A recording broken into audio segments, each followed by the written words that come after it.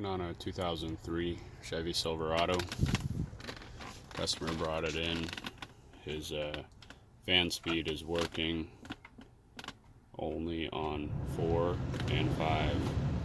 So I believe this to be a bad blower motor resistor. I'm going to go ahead and put in a new one and see what happens. Blower motor resistor is located under this plastic panel. I'm going to go ahead and pull that off and pull out the blower motor resistor. This panel is held on with 3 screws, or 4 actually, but I just got 3. I didn't bother with the last one.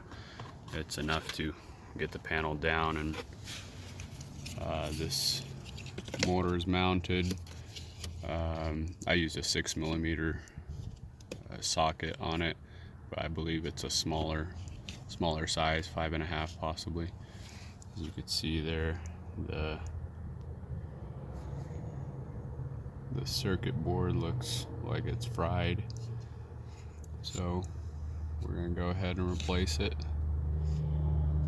It's connected with this, and then there's from the resistor, a plug goes on the back of the blower motor. This plug was installed in this position, so you kind of got to reach back there and push up like this. I used a flathead screwdriver, or actually I used this pick. I just kind of went in there and pushed up, and it came right out. So here is the replacement resistor. I'll include a link in the description where you could get one for a fairly good price. I got this at the parts store for like $50 something. The link should be cheaper from Amazon.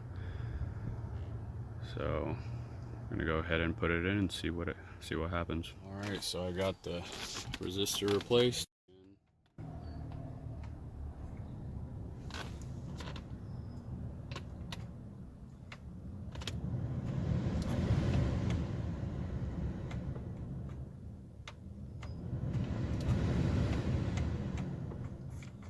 It works like it should.